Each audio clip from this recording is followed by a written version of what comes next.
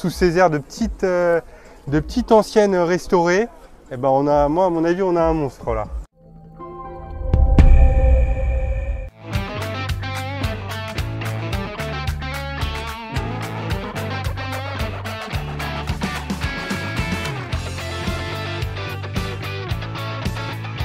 Bonjour à tous et bienvenue sur Ouvango. Aujourd'hui, on va parler d'une mode que j'adore, ça s'appelle le resto mode.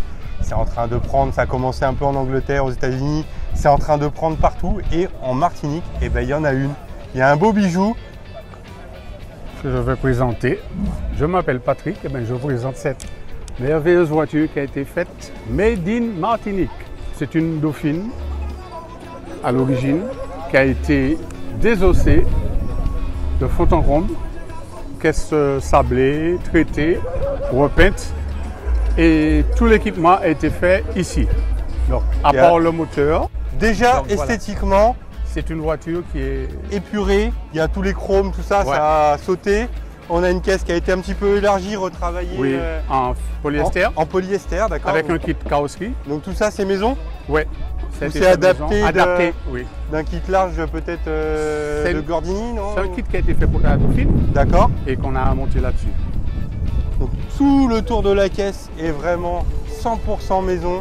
Oui, c'est magnifique. Avec des ajustements, des adaptations. Ah ouais, le travail qu'il y a dû avoir en carrosserie. C'est un travail d'orfèvre. C'est incroyable.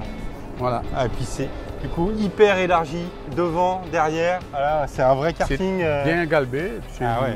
Bon, ça n'a rien à voir avec la voiture d'origine. Et du coup, on n'arrive pas à la dater. C'est là où c'est beau.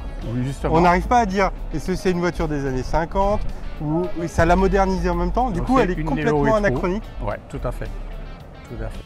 Les jantes, par exemple, font super moderne. Oui. Et pourtant, ça lui va bien. Ça lui va bien. Ça a été bien choisi et c'est très adapté à la voiture. Pareil, devant, du coup, on a 4 optiques modernes. Normalement, il n'y en a que 2.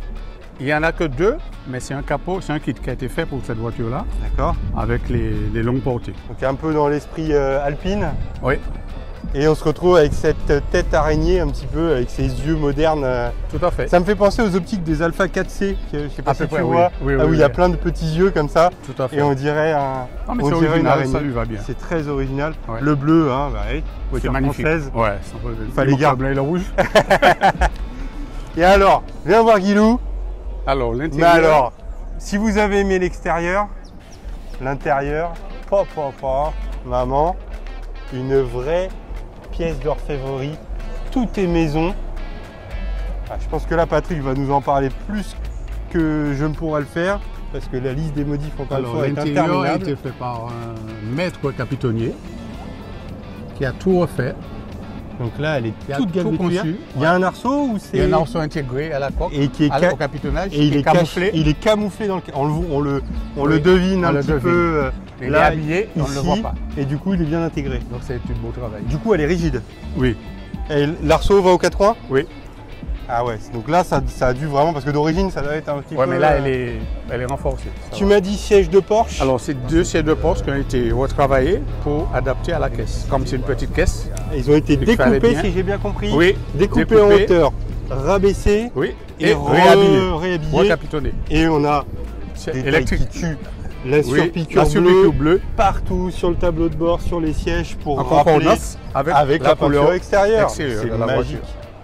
J'adore le levier de vitesse, un peu à l'américaine. Oui, tout à fait. Comme sur les muscle cars. Il fallait bien. C'est magnifique. D'ailleurs, en parlant de muscle car, alors on n'a pas un gros V8 américain. Non, on n'en a pas besoin. On n'a pas besoin. Parce qu'elle pèse combien? Elle pèse combien? À peine 700 kg. Ah ouais. Et donc dessous, on a un petit moteur d'Alpine. Donc c'est le 1300. C'est un moteur 1300 qui a été travaillé par Pierre Ferry. Donc là, on est en 4 papillons direct. Oui, tout à fait. Avec une grosse boîte à air carbone qui fait maison. Ah ouais, ça c'est du boulot à faire. Hein. Une barre de renfort en carbone aussi. Oui, tout à fait. Et donc ça ne doit pas développer 400 chevaux, ça fait quoi? Non, 150. 150, ah oui quand même. Donc pour 700 kg. C'est un rapport propulsion très intéressant. Propulsion? Propulsion, oui.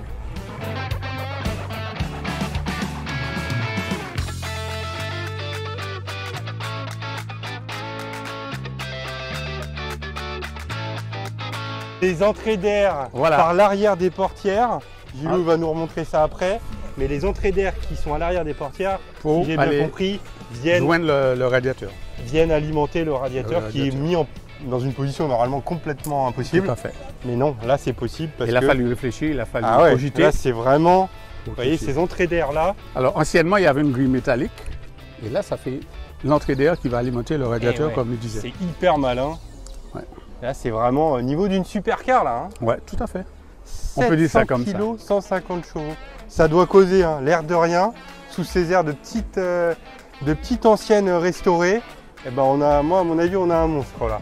Ça roule bien. Ah ouais, Ça roule bien. 17 pouces. Oui. Ouais. Bon, bah écoute Patrick, merci beaucoup de merci nous avoir beaucoup. présenté ça. Enchanté. Et C'est au moi. plaisir de se croiser sur la route. Merci. Salut.